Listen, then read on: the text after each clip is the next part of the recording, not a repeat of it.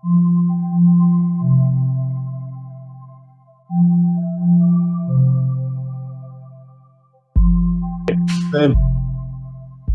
I apologize for that. The rest of my team got on time and early, and this is all my fault because I was the one who held them up. So we just Dude, did up one time. it's all good, man. If nothing else, maybe it just sets up a part two, right? Because I do have a pretty hard stop at 1:30 because the campaign's Yeah. been running a blood drive in Wilmington. And I told people I'd be there too, so I gotta get out around 1:30. But if we don't get to all the questions, I'm always willing to come and chat with you guys again because I just looking through the questions. I'm excited for this one because it's not just like the typical run through your campaign platform and all that. Like let's talk real No, interesting no, stuff. that is So that is Oh, exactly what Philosophisn't is going to be about, because we want to ask people running for office, like, who are your actual intellectual influences, and why do you think the way you do in a lot on the philosophical level, really. We have two yeah. questions to start off, one from me and one from Matt. So I don't know if you've read the book The Road to Serfdom by F.A. Hayek, but I'm reading it specifically for this episode. And it's a book written to address the public during a time when liberalism and individualism are being viewed by people as relics of the past. He's addressing it, and it's like, this is what's going on in our society. These old ideas are being viewed as things of the past. So, what does being a libertarian mean in today's world?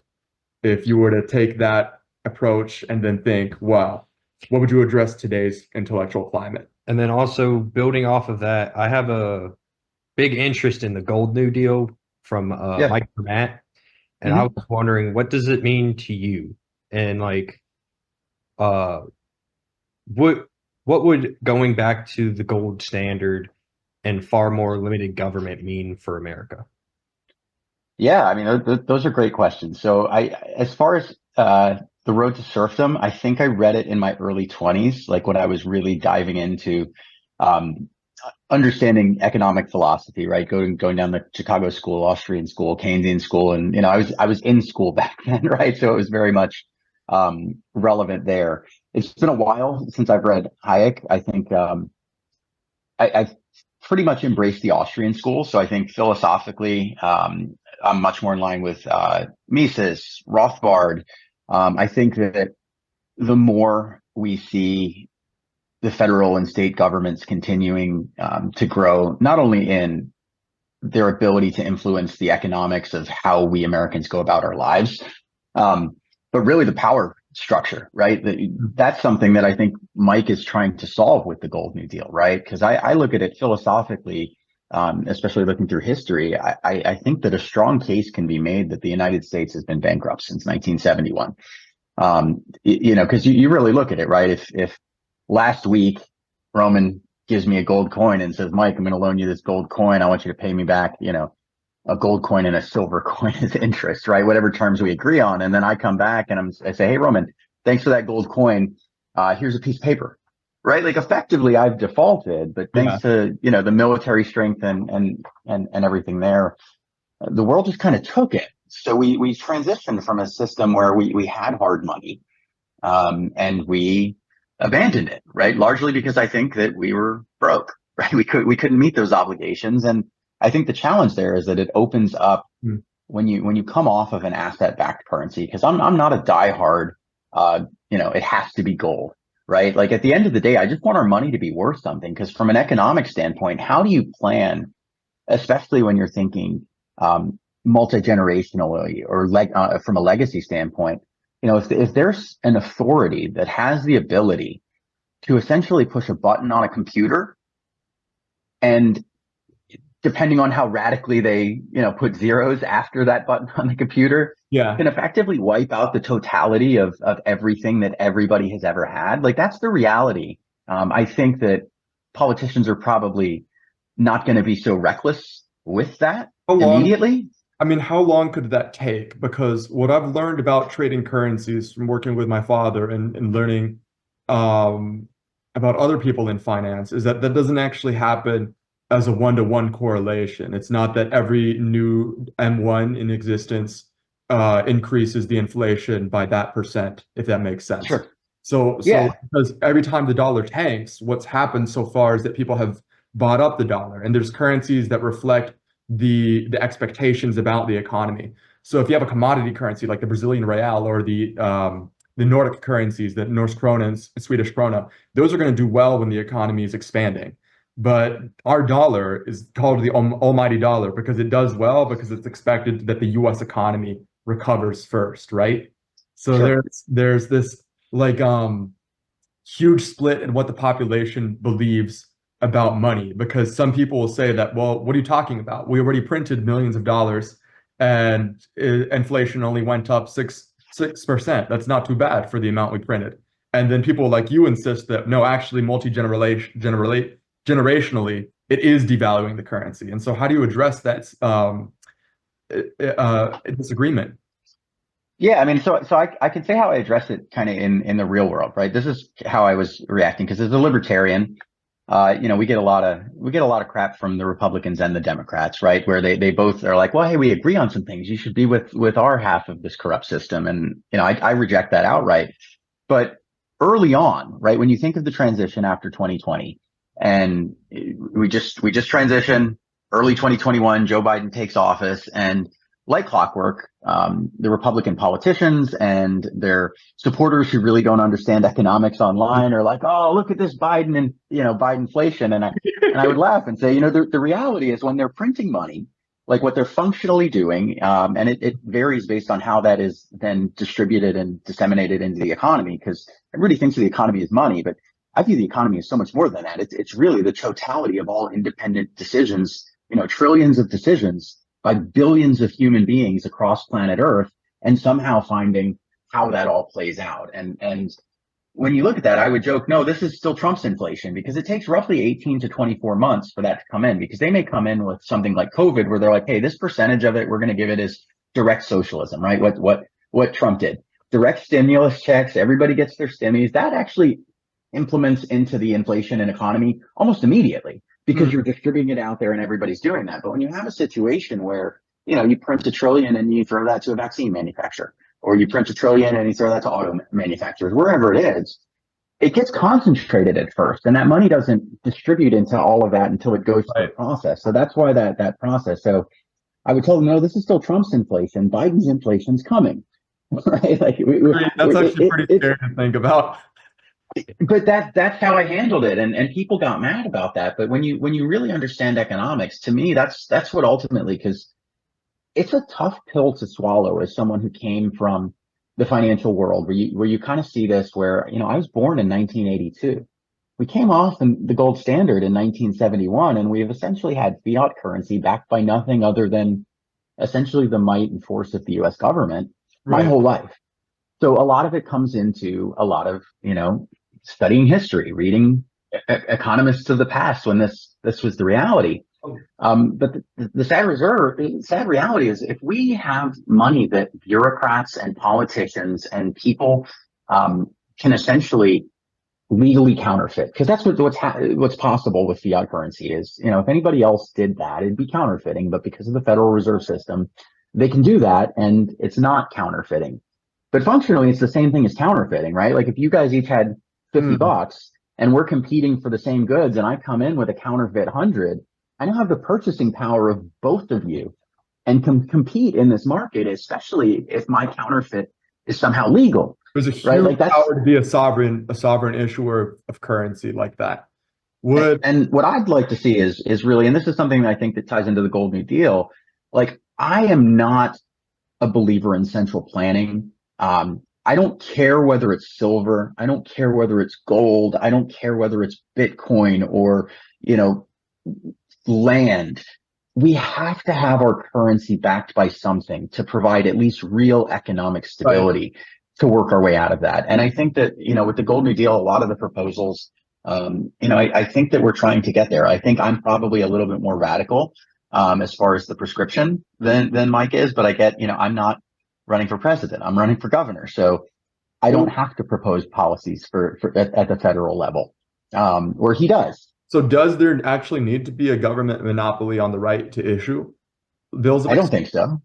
I mean, So ideologically, if a private bank promised to an individual that okay, we're going to issue this note that's backed by gold, then the private bank can do that, in your view.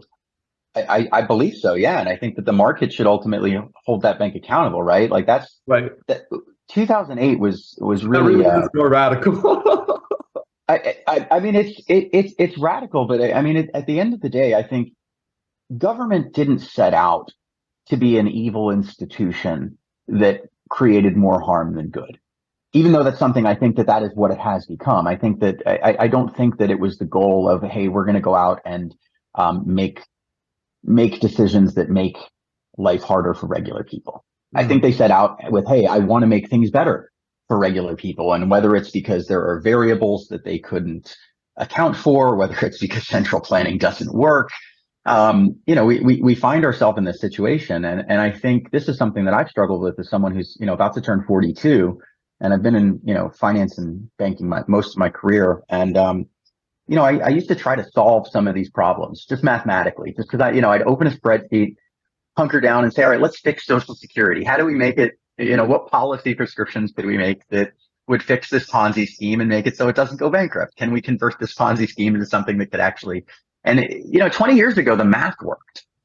The math doesn't work. Like I've spent countless hours on what could we do? And it used to be as simple as like Social Security.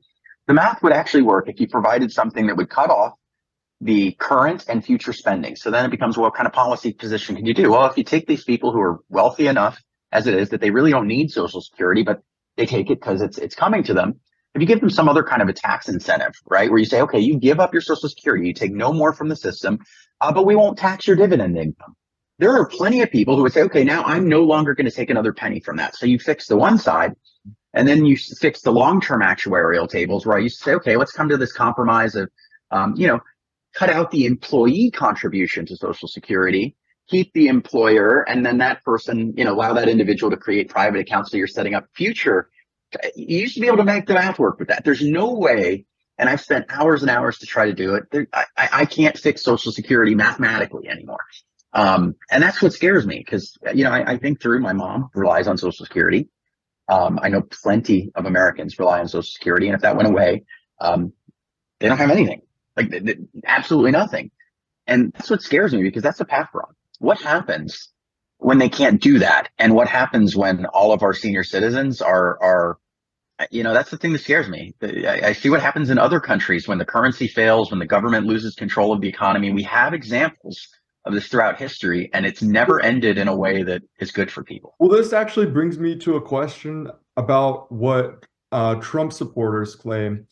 And this is probably, even though I agree with what you said, that Trump's impact overall was inflationary. On this particular point, I don't know how to rebuttal because they claim that the Trump economy made corporations bring money back to the US that was previously stored overseas.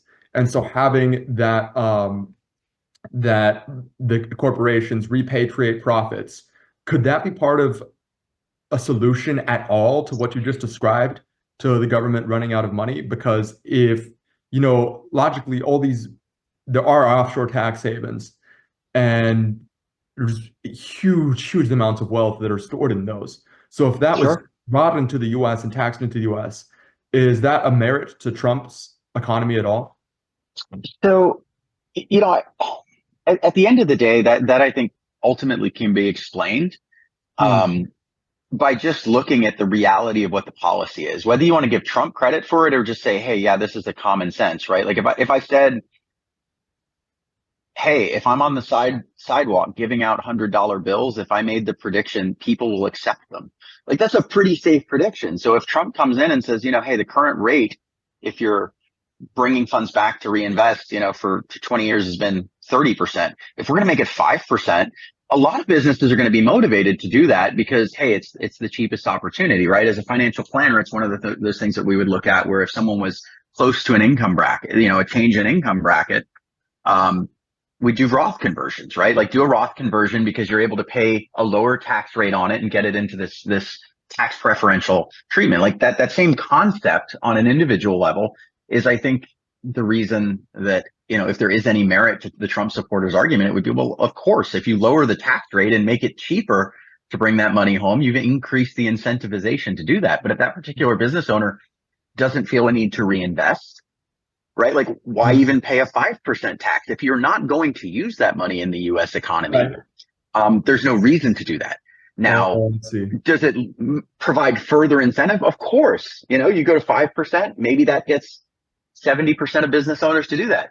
You move it to 4%, maybe you get another 3. And then, maybe if you eventually get to the point where you get to 0% tax, which is what libertarians ultimately really think forced mandatory taxation should be, I think that would, of course, bring back probably the most that we could. It would not bring it all, because at the end of the day, the economy is still coming down to the decision maker of those who are ultimately the owners of said assets.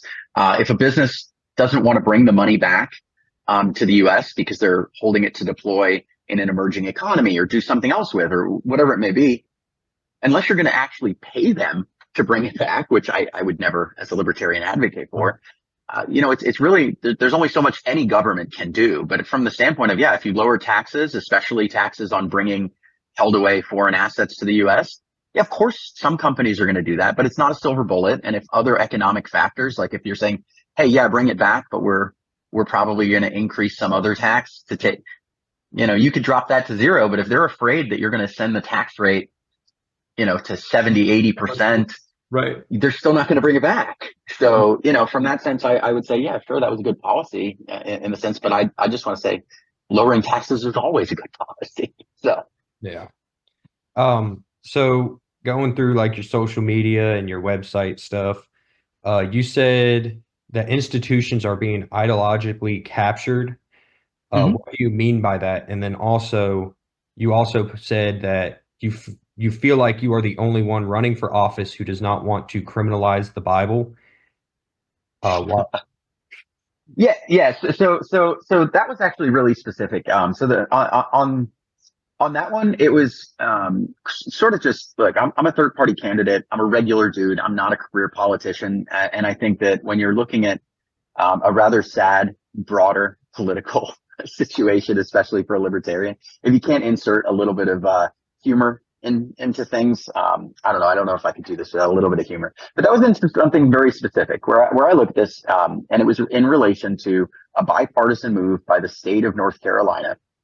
That, as libertarians, we tend to believe things that like words mean what they mean, right? Like if a word has a definition, it's relevant. And what it was is North Carolina essentially passed a symbolic piece of legislation that essentially what they did is they farmed out the definition of a word, right? Specifically, and it was right after the Israel Hamas situation. So there's that call to action to do something, but effectively all this law did was say we need to outsource the definition of the word anti-Semitism to an international body that is made up of government officials from multiple countries.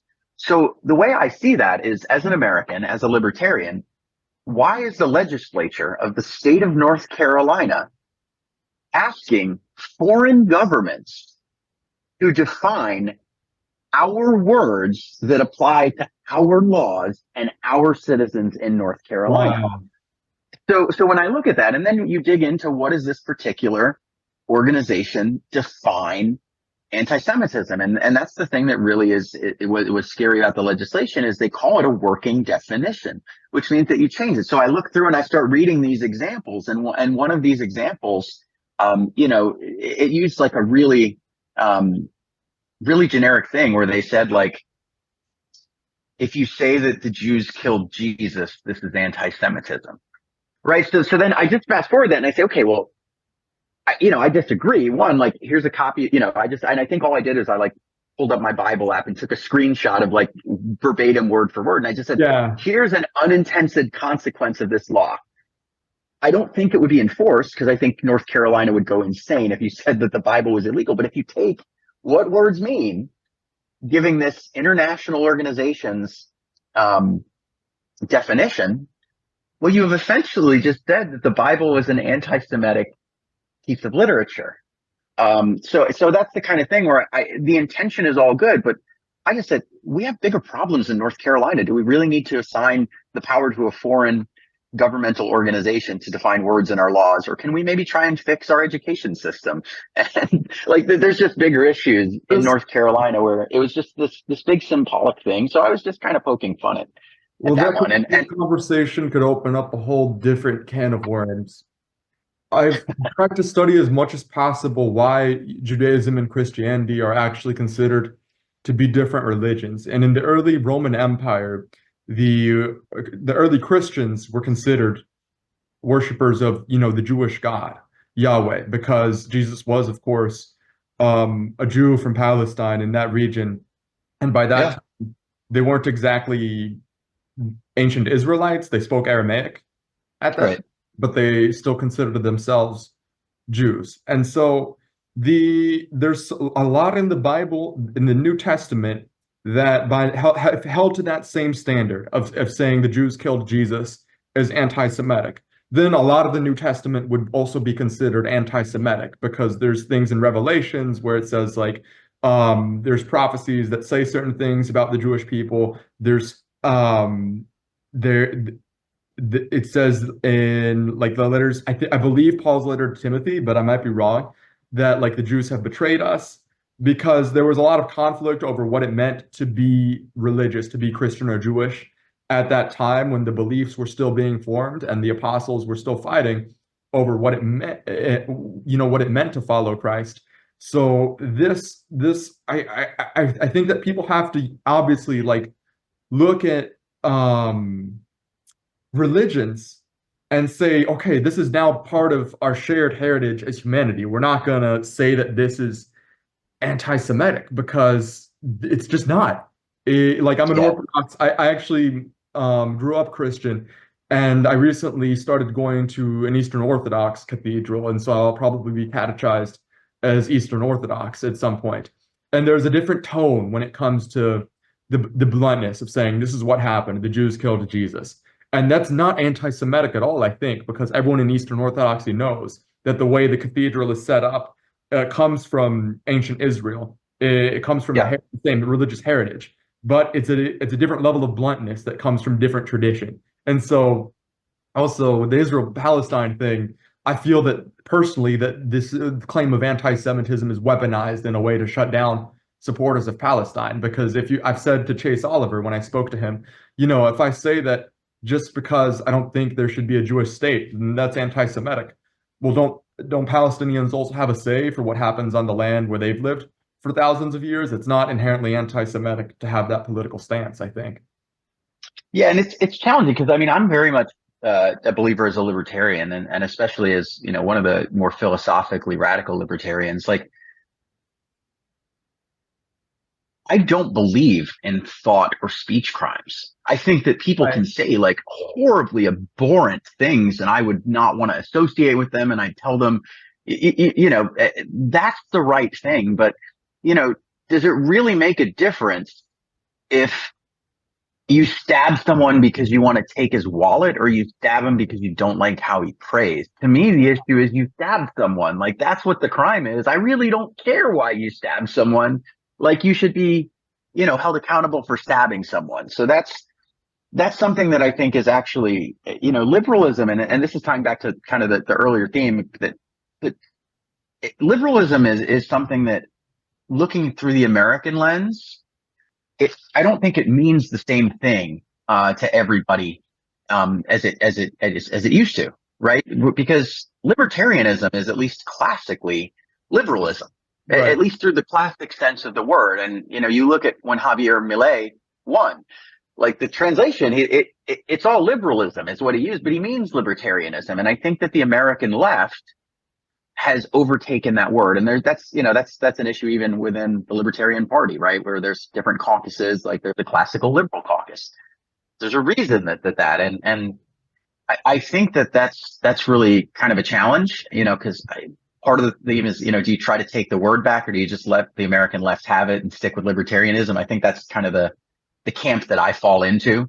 I don't want to fight for that word, but I will say, Mises's book was liberalism, right? Like that's the book, and that's really the root of the ideology. Sadly, the words have just changed, and it seems that liberalism of today is really just like liberal government taxing and spending, like as liberally as they possibly can, take as much as they can. And sadly, I'm seeing that, through that definition of liberalism, both the Republicans and the Democrats seem to be embracing that. And it That seems goes that both back, of them are going yeah. I mean, that goes further back from traditional. to what I wanted to ask about at the start, where we are living in a time when, from the progressive point of view, that type of classical liberalism is increasingly viewed as a thing of the past.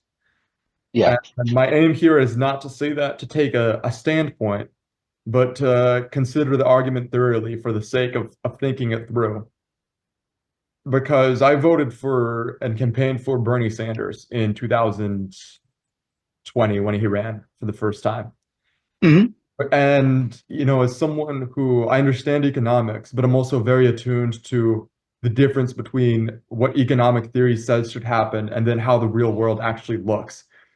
And I think it's a fair critique from progressives that capitalism and Marxists, that capitalism is a system of contradictions because you see massive inequality in today's world, monopolization, and the idea that markets are supposed to act as an evening out for to even it out. Mhm. It's really hard to see in today's world. I mean, are these outcomes intrinsic to the free market? So let me challenge kind of the premise Yeah. of that real quick. Go All ahead. right. So the premise there, and this is something that I think that the left is at least ideologically doing really well. Because I don't want to call them liberals, because from a true standpoint, they're not liberals, right? It's actually very illiberal. But they have done a very good job of convincing not only the left, but some of the center and even some of the right, that we have capitalism in the United States. I would argue that we do not have capitalism in the United States. And I think that the evidence is overwhelming that we do not have capitalism. Because I would start by looking back, you guys are younger than I am. I'm 42, almost, born in 1982. What part of capitalism are bank bailouts? Do bank bailouts exist in capitalism? They don't. They don't. I've been thinking about this for years because it depends. The outcome you come to depends on where you define the start of capitalism. Sure. So with the bank bailouts, the reason that they needed a bailout in the first place was because Fannie Mae and Freddie Mac pushed the market rate so low and incentivized people because there was insurance in place that they could recover the losses if some of the loans were bad. But why was the push? Why was all of that there? Like the whole push in the first place. Why was that there? Because people believed that the market wouldn't be sufficient to provide. Well, I would argue it was because the government was trying to centrally plan homeownership. Right. They wanted to create environments where people who maybe in a capitalist society, if we actually had capitalism, wouldn't be able to acquire the home at that point in time. They wanted to, in a very, I would argue, illiberal way, move that. So essentially what they did is they incentivized these banks and essentially said, hey, who cares if the person has good credit? Who cares if it's going to blow up? Create option arms, create all these crazy products, pick a payment mortgages, interest only for you create all of these products, and anybody with an understanding of markets or what real capitalism should be could have seen that coming. I was in my 20s when that happened, when, at the time I worked for Wachovia, and I was with Wachovia when that happened. And before that, Wachovia wanted a footprint in the West, and they bought Golden West. And when I looked at that, and I was a 24, 25-year-old kid, not the CEO of a company, very early in my career. And I just looked at this and I said, this is ridiculously stupid. Why would we buy an option arm business in one of the most inflated real estate markets there? And that's their whole business model. And I saw that and I said, this is ridiculous. And fast forward less than 3 years, Wachovia didn't exist anymore. When you really understand economics, like the policy there, why did those banks give out all of those bad loans? Because the government wanted them to and incentivized them to do that, and then allowed a structure through these government entities for them to take on that risk and push all that risk into the subsidized and ultimately taxpayer-backed process. That shouldn't have happened in capitalism. I think what you have is you have all of these very interventionist Keynesian ideas attempting to work in as free of a market as possible. And that's never going to work. You can't, at least in the long run, I don't think, unless you are able to reshuffle things. In theory, could you have some kind of combined attempt at central planning? Maybe. I just don't think it'll ever produce the best outcomes for humanity. Well, this question of who deserves the blame is very interesting to me, because Alan Greenspan, the Federal Reserve chairman at the time, is notably a fan of Ayn Rand, right? And Goldman Sachs, which it does exist to make a profit for shareholders, so they are profit driven. In that sense, they are capitalist, was one of the main organizations that I'm blanking on what step in the syndicization process, or what their role exactly was, but funding, whether it was funding the loans or securitizing the loans, but they were involved in that process heavily to make a profit for themselves. And so from the left progressive perspective, you could still argue that the profit making is the factor, that profit making capitalists capture the government in order to do that. But the libertarian view is, it kind of starts with some of the facts being the same, but the conclusion is completely different, that means that it's actually not capitalism if they're working with the government. Yeah, I mean, so if you think of capitalism, right? Because when I really think of capitalism, when I think of what are some real life examples of the closest thing to a true free market that we have in the United States, and I think of a couple of things. Okay, there's a couple of industries that you can look at and say, what can we learn from these? And to me, the easiest way to identify an industry that is the most accurate representation of how capitalism and free markets work are industries that the government is as much as possible out of, right? And a couple of those examples I would say are most black markets, although there is some play in there due to additional risk premium associated with avoiding government interaction, right? But like the government's largely out of it. They're not printing money. There's no special interest lobbying. Well, let's not get into the nuances of that one, but by and large, they're not directly impacting it. Other ones that you look at, cosmetic surgery, right? If you want a boob job, chances are your insurance is probably not going to pay for that unless you have some like specialized plan that maybe does, right? I don't know. A product that exists like that, maybe I'm good with it existing, but you look at what's happened there and what you see with elective types of things that are not covered by insurance. So there's no incentive for government to get really too involved. Laser eye surgery. That's another one. Like there's a lot of these industries where when the government's not in play, we see how the markets work. We see what happens to prices, even with, sadly, the counterfeiting going on at the Federal Reserve. In some of those industries, you're seeing continued downward price pressure, where you look at any industry that the government is subsidizing. And the biggest ones, I think, are like healthcare and education. Like our healthcare and education costs are skyrocketing. And the reason for that is you've created a system where lobbyists and politicians can get access to that government dollars. And there's no incentive to compete. There's no incentive to innovate. There's no incentive to even attempt to have market forces be the only things that play in the price. And that's the thing that really scares me with trying to expand it. Like, as I actually used to have a ton of respect for Bernie, right? Even as a libertarian, even though Bernie and I would very much disagree on almost every economic policy I could think of, but I used to have a ton of respect for him because I used to think he was really principled. And I could say, I'd much rather deal with a principled person that I disagree with than an unprincipled person who claims to agree with. And that was my big challenge with Bernie, because I know you said you got involved in 2020. I was a fan of Bernie like before 2016, right? So like I've been watching Bernie go from, when he used to rail on the millionaires, now he only rails on the billionaires because he bent the knee to Hillary and now he is a millionaire. I think this he can't. That libertarianism is often seen as a zero sum game philosophy, because what you've described is that people believe that the public can benefit from universities getting these special privileges. that if you just make sure that their jobs are secure, Hayek said this specifically, then what the actual outcome is opposite to the intended effect, is everyone else becomes less secure, because exploitation for a libertarian doesn't mean making a lot of money. It means exploiting a captured market or exploiting a position where you are your downside is covered, like there's a moral hazard, and so you know that people are going to fund your losses, so you just focus on getting your prices up. Like I think that Yeah. happens in higher education. Absolutely. I think Matt actually had a question about if Yeah, you know actually, speaking on education, you've said that free market education, which I'm assuming is like going privately owned with schools, is the best way to make education system better. Would you say Mhm. that also applies to like private prisons, or should government, like the state government, still own the prisons?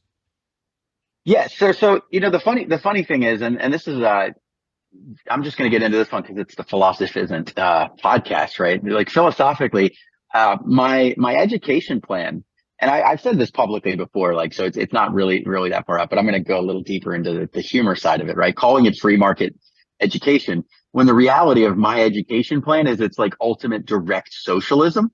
And I fully acknowledge that, but the reality is because essentially I'm just saying, yeah, just give it directly to the parents to spend on the education, right? Like you can't get more direct socialism than that. The problem is it's already socialism.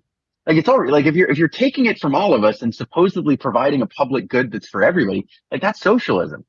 The problem is this socialism is a horrible return on investment. We're spending like 13 grand per kid in this state. And in some districts, we've got like 5% of the students in the district that are like testing on grade for math in the ninth grade.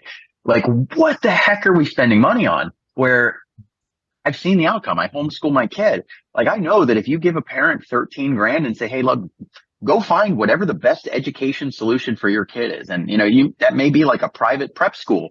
It may be, hey, I'm going to find a teacher, one on or a little one-on-one or like small class of 5. we're having a bit of You just, trouble with the sound, but I think we get the point of what you're yeah. that I mean, earphones.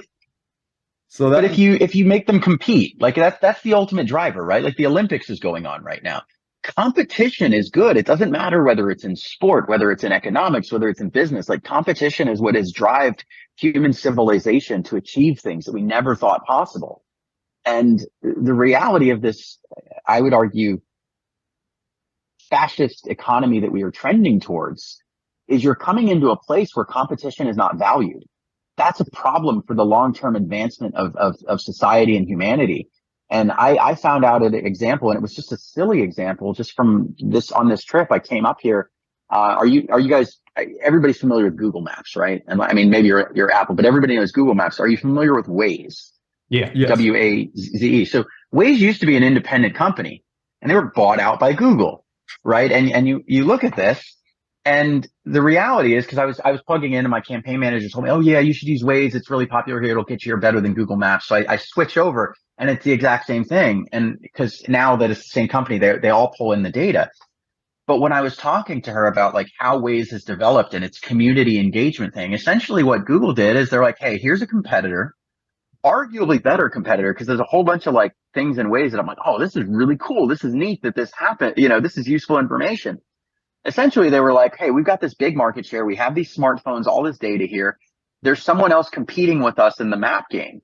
Rather than be like, hey, there's a better product, they basically just bought Waze, stopped developing it, and basically said, rather than let this product become a better product, even though we bought it just so it doesn't take our market share.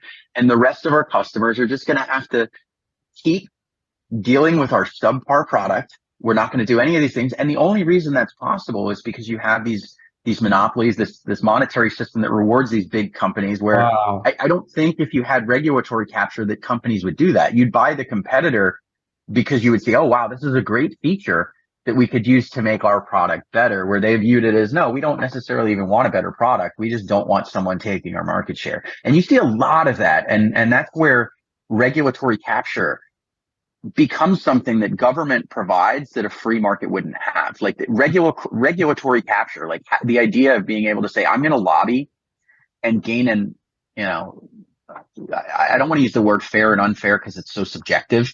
But at least from a libertarian standpoint, it's an unfair advantage when you're using the government or bribing a politician, whether it's at the local level or the federal level, to accomplish some kind of strategic or tactical or competitive advantage against your competitors. I do not think that is compatible with a free capitalist society, and that is the norm of both the Republican and Democrat Party in the United States. Well, I think the nature of the question is that you can definitely compete for positive incentives, because if the school gives a relatively very good education for the cost under the system you described, then you would expect more parents to want to get into that school. But 100%. for things where that's not possible, like so if somebody commits a crime and they oh my gosh. Like, do you see what I'm saying? Nobody's gonna pay for their own incarceration. Yes. So one, we have to look at the reality of our prison system. Right. And I take we have to first start with kind of coming back to like, what is crime? Right. Because sadly, it used to be pretty defined. And for libertarians, it's really easy. Right. Like it all comes down to the non-aggression principle in libertarianism. Right. Don't hurt people. Don't take their stuff. Is there a victim? The problem is right now we have a ton of people in jail and an entire incentive structure designed around keeping those people and putting those people in jail over victimless activities. That has to stop. Because on a fundamental, like on a moral level, the idea that you're taking money from me to put someone in a cage, making me pay for 3 hots and a cot, right? Like, because someone did something that maybe I don't like, but they didn't hurt anybody. They didn't create any kind of damages. I think we have to stop that, full stop. And when it comes to actual crime, right? Like that's one of those things that, philosophically, since we're on the Philosophisn't podcast, right? And it's something that's, I wouldn't say on a campaign trail type of thing, but I am, at least ideologically and philosophically, I subscribe to the anarcho-capitalist line of thinkers. Right. I mean, I am very much in that vein. And when you take that to the logical end game, I don't even think the state should exist at all. But I'm also very pragmatic that we can't go from this fascistic economy with multiple layers of complex government to there overnight without causing massive, massive pain. So I think that we need to be very pragmatic in systematically moving in that direction. Right. So if you move there, when it comes to prisons, I think that, one, we spend a lot of money as a society for things that I think if the government wasn't there, we would solve really, really quickly as peaceful, freedom-loving people who respect life, liberty, and property.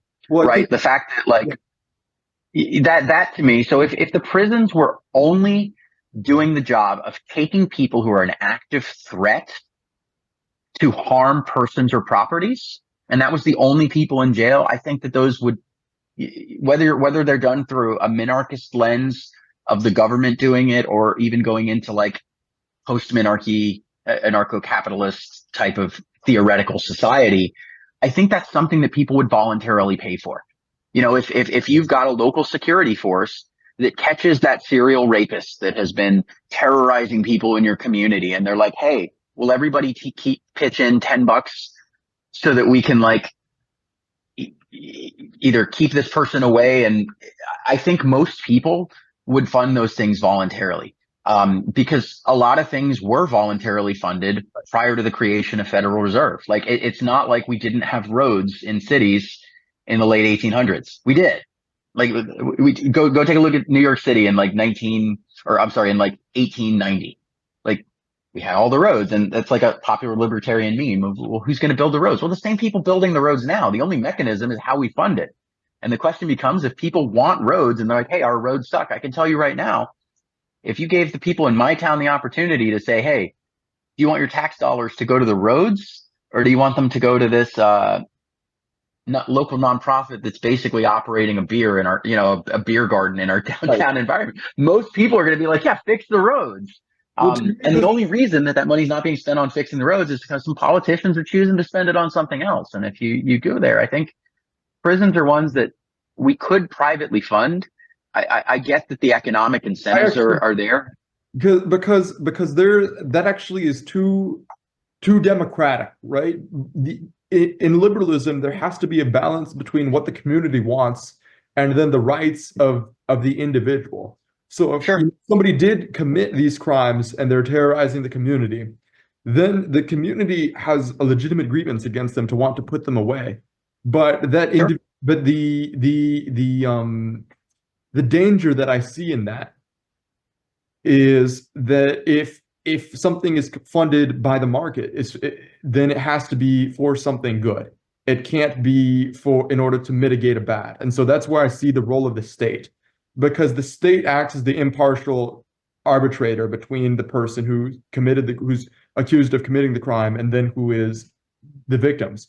If the victims had free reign to punish victims, if the victims had free reign to use the market to punish perpetrators however they want, then that infringes upon liberty in a different way, because then you get the rule of the mob. If somebody's really unpopular, then they could, pay for the private police or whatever to put this person away. So there still has to be the role of the state at the very least to legitimize what is I don't see any other way around it other than the state having a monopoly on law. And I'm sorry I can't phrase that in a very eloquent way. No, No, I don't know. I like that. So the problem, and this is kind of what ultimately gave me the ideological push from minarchist to anarchist. And part of it is just going to be life experience, right? But you set the premise there that I agree with you. That is what government is supposed to do. Okay. That's what government tells us that we're here to do. I can tell you from looking at the reality, they are not the impartial arbiters of justice. They're just not. You take a look at the difference between how a poor person or how a rich person is handled by the court system in this country. And then take a look at how the court system handles it, regardless of whether you have money or don't have money, if you are pro-government or anti-government. They're not impartial. If we could trust them to be impartial, the arguments that, like, this is, deep in those libertarian philosophical discussions of, classical constitutionalism, minarchism, anarchism. If government actually worked like that in practice, or if I believed that it could, I'd probably be a minarchist. I guess I've just been either like black-pilled or jaded to the reality. I've seen government weaponized against the church for letting homeless people camp in their private woods. I've seen them say that you can't feed people. I've seen them block body cam footage. I've just seen so many things. And then I've seen, a judge's kid get arrested for, he was a teacher and he had indecent liberties with a kid, and he's let go without bail. I want to believe in that, Roman. And I used to believe in that. But if the government can't be impartial, whether it's through the incentive, the power structure, where if they realize that they're going to be impartial here, it's going to impact their own power or whatever it may be. If they can't be impartial, to me, the argument for minarchy loses a lot of its strength. Because I think if I had faith that was something that was more real than Bigfoot or a unicorn, I would probably be a minarchist. I think it was just, I went from, that gradual creep from less radical, kind of centrist, but I believe in sound money, all the way down to, I for a while I was I want the military, I want courts, I want police, but aside from that, I really don't want the government doing much. And then, you see how the family court system, destroys family instead of making things better. I've seen wonderful dads who had their kids ripped away from them because the court systems favor moms. And the end result is you're talking about thousands of dollars going into the court system, when the whole argument is shouldn't more money be going to the kid? Is it helping the kid to take 5,000? That's where I see it. I feel and is there a way to correct it? I don't know. Maybe if I was convinced that if someone had a plan to correct all of these problems with these systems, and we could somehow make these institutions not captured by statist fascists that are willing to impose their will, very much partially, right? Well, I might be able to be convinced to go back to the minarchist lens. I just don't see how we can do that. I think the nature of it, I think most good people probably don't have a desire to go into this. And I think that politics tends to attract a lot of people who don't necessarily have the best intentions for society or regular people. Like, how many people in Congress, a job that in theory should be public service, are multimillionaires? Like, even Bernie, who railed against it, like, right. Bernie's a multimillionaire, and he was like one of the ones who I respected for the longest, even though I disagreed with him. It's top to bottom. I mean, I hear all you're saying, right? But there's so the only real anarcho-capitalist thinker that I've read his book is Hans Herman Hoppe, and respectfully, that book the God that failed. Respectfully, that book terrified me, because if you say that law can be a private good, then that means that there's no balance between the rights of individuals. It seems that would be a world that the person with the most money wins always, and that the problem of inequality, which you've described, happens due to government bias and government partiality, could be even worse in the world that Hans Herman Hoppe outlined. His idea for security is that, well, you have insurance companies that enforce contracts between people. That's a form of private law. Why not allow insurance contracts to provide security, to provide the military? And that seems so. So if somebody is a threat to the community, then they're not insurable anymore. And that seems to me too far in a different direction. If you have all law being a private good, and the notion, if you really give up on the notion of, there being a public law at all, it's not just that it's unfair, it's that there's no higher standard. So then who would the private enforcers of law appeal to for disputes between private enforcers of law? Because if you have like one person's, okay, I'm under this security contract I paid these people to protect me for this through this medium, or whatever it is, this community organization that I paid my private money to protect me. And then that other person has money that, oh, well, I paid this community organization or this insurance company or this private security contractor to protect me. And when there's disputes between those individuals, who does the and then that would bring the two insurance companies or the two security contractors in dispute. And so what recourse would they have other than to just like go to war with each other? Because then there's no higher authority in that place. Yeah, I mean, so that's one of the things, and I mean, late Hoppe, right? Because I was much more a fan of like early Hoppe than late Hoppe. Just full transparency in the scope of like his reading. Late Hoppe, I think, was a little bit black-pilled. I think he was a little bit pessimistic, and it is scary. Very, I'd say very. And to some extent, right? Like there's some arguments there where it's like,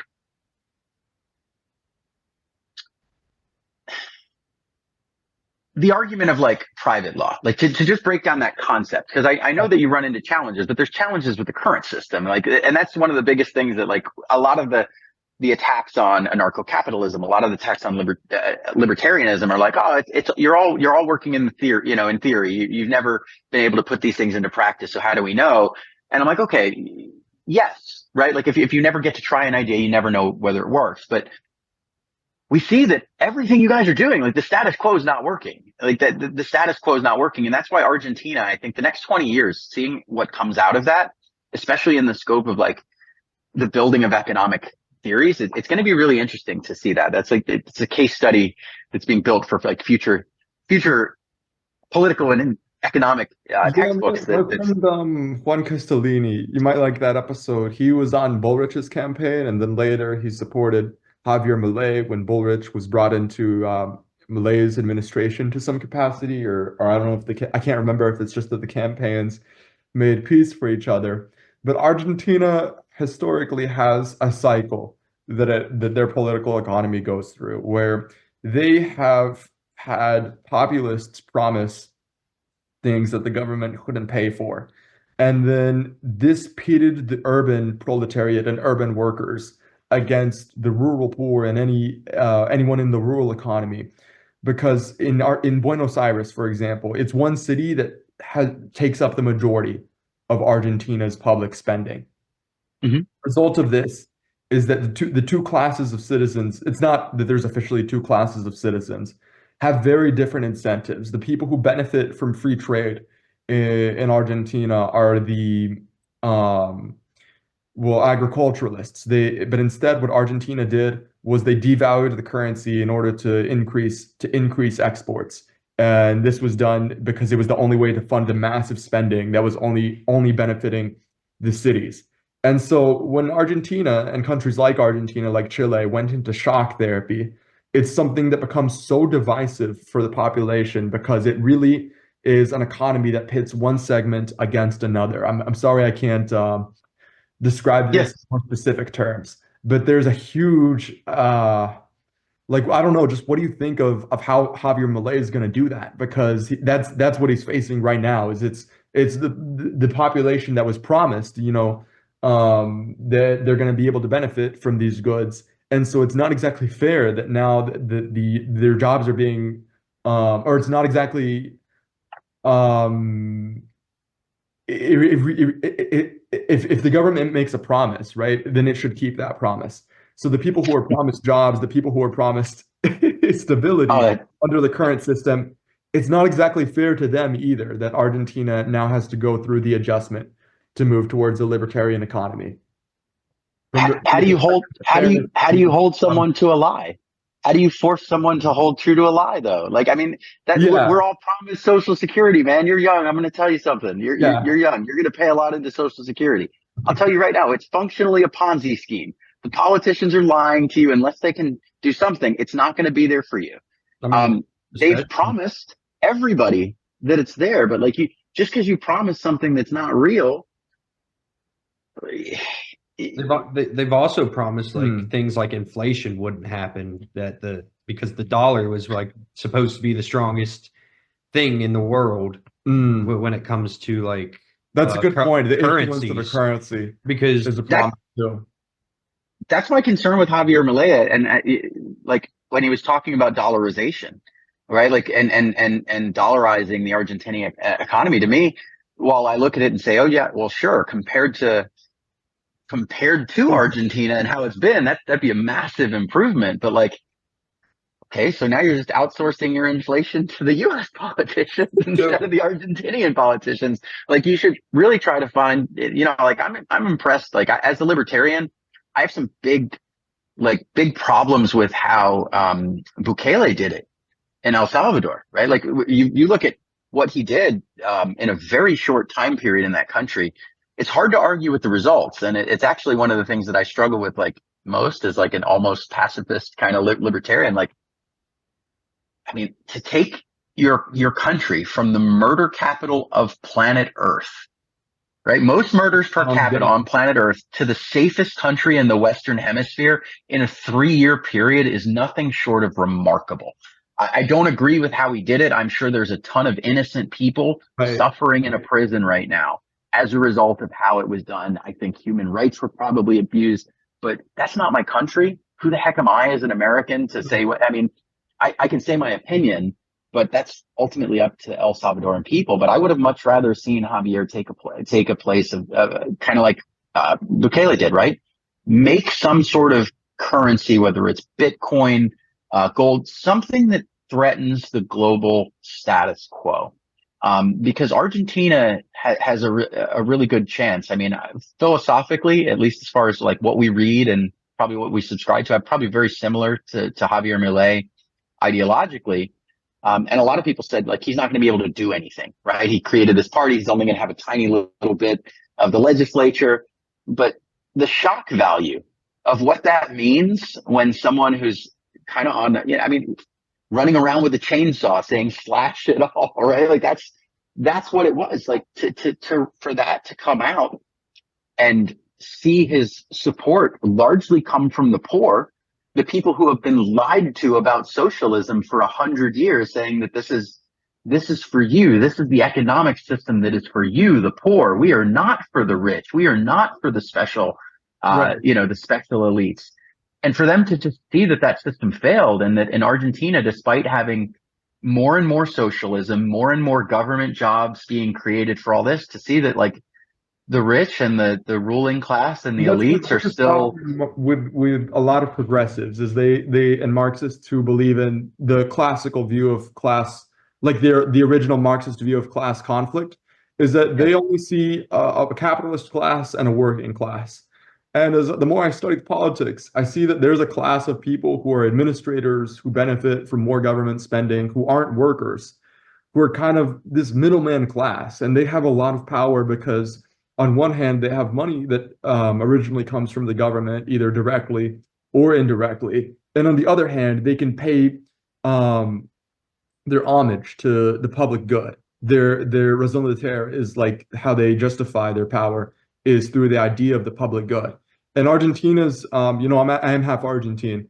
My dad oh, came from Argentina and moved to the US a very long time ago, originally believed that the US was the land of opportunity. And what I've, learned from talking to people there is that a lot of Argentines really, really have almost an exaggeratedly like good view of the US because compared to Argentina, the US dollar is much more stable. It's a black swan resistant fiat currency rather than Argentina's peso currency, which is a commodity currency. And I talk to people, and what they say to me usually goes something like this: "Well, in the U.S., you can save money if you work hard, then you can still make it." And I'm like, "Well, that's so strange for me to hear because living in the U.S., people feel that that's the reality that's slipping away in the U.S." The point about I really want to make though is that you it's not just a problem of class. It's not just a problem of urban versus rural. In Argentina, it's the problem of when the government needs to tighten the policy, to tighten the monetary policy. It really, really crashes, and historically this has happened, crashes the economies and crashes the industry because there's no longer credit flowing through the economy, so businesses aren't able to produce things. And then right. ultimately, in the very long term, over decades, Argentina didn't build the industrial base that the US had, even though in the 1930s, the US and Argentina were kind of in the same place in terms of, not just financial stability, but development Mm-hmm. because of what happens when libertarians come in, when the right comes in, and they want to tighten monetary policy right away and get things back in balance right away, is that it actually sets the Argentine country back in the long term. So I think we might agree on this because you said that like if you were to make an economic transition, it has to be done in a way that mitigates pain. But it's not just pain felt by individuals, it's pain felt by industries that could help the economy develop in the long run. And Industries are surprisingly resilient if you let Yeah. them be. That's Mm. like you have to let them be. Like you can't, because I look at, one of the issues here in North Carolina, right? Like my wife, her mom worked in a textile mill, like, as blue collar as you can. I remember when we started dating and I met her, like, it's 120 degrees in that room, like so loud that I'm like, how did people work here? And you look at like what NAFTA did, like, I think as a libertarian, I'm fine with like, I don't care where the t-shirts are produced, like produce them somewhere that like makes economic sense. Um, but when you make a decision to put something in place like NAFTA, and then you essentially incentivize expediting the offshoring, because that's what happened. Like when NAFTA went in place, there was just this massive shift of like companies like, oh wow, we can make so much more profit if we just set up the factory overseas. Maybe we take an initial capital hit, but our Mm. long-term prospects under this, where maybe that process takes, companies making tactical Wow. decisions. When you put these incentives in place and you're like, you created this situation where government policy, rather than letting the natural movement of like, hey, it makes more sense to grow bananas here than here. Like all of these factors in play, government is tipping the economic scales with every single decision they make, either directly or indirectly. And to me, that was an unintended consequence of NAFTA. It was we destroyed the industrial base of the South. Like we destroyed it. I mean, people who have been in that career, which was notoriously like really horrible from a benefit standpoint, like garbage retirement, like the working class people in like to textile, they had a rough gig before that, but now you incentivize through policy pushing their jobs overseas. While that may have happened in 10 years naturally because of government intervention and incentivizing, well, you move that timetable forward to 2 years. And those are those indirect consequences where I really truly believe it's scary and that there's going to be an adjustment period.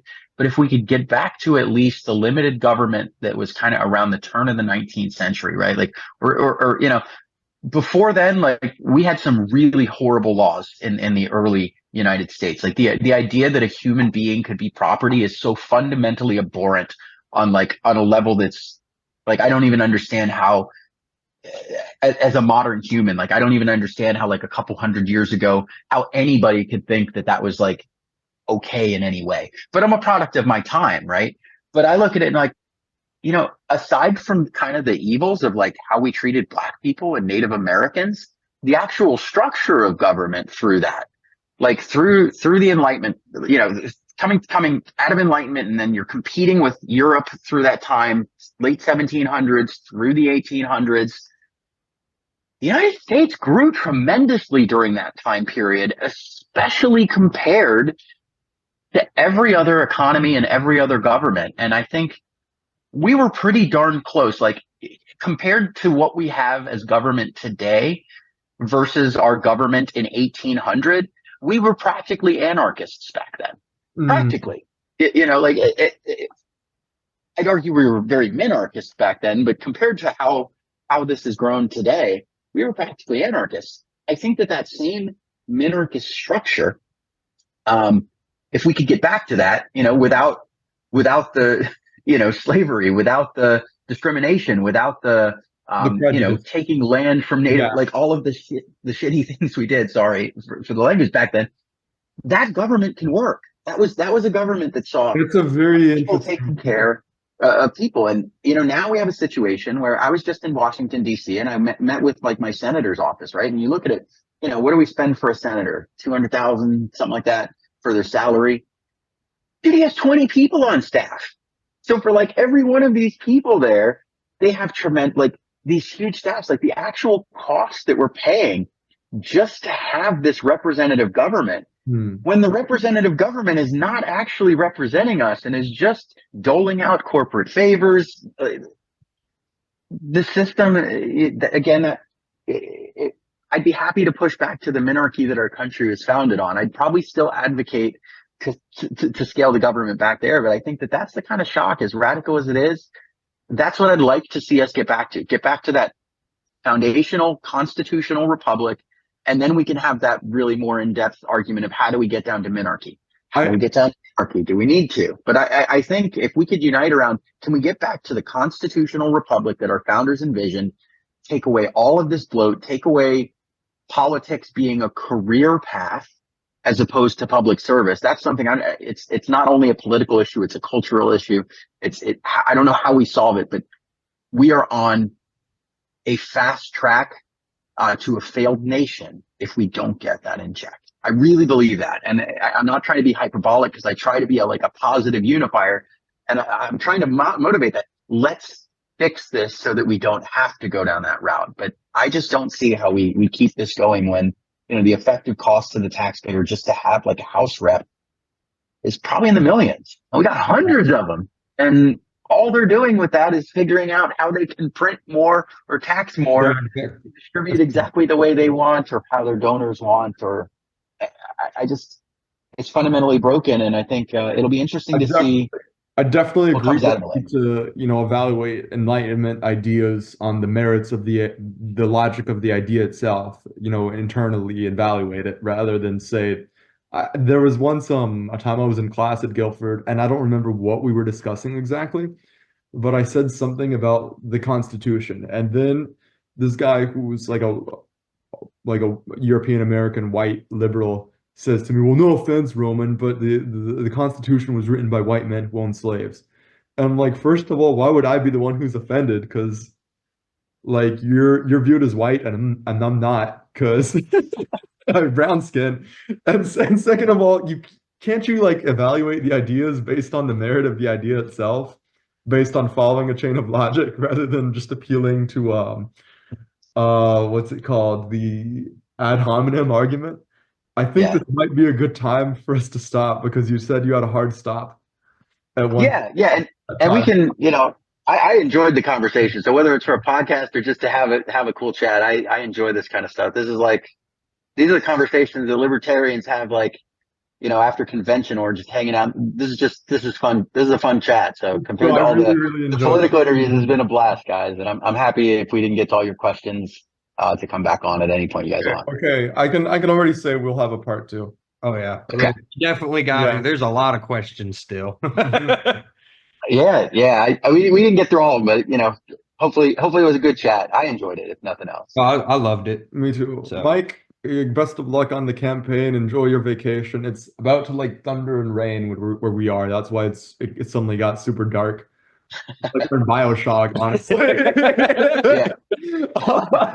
Another libertarian joke, but really have a good time. Thanks, guys. Have a good one. Bye. Bye.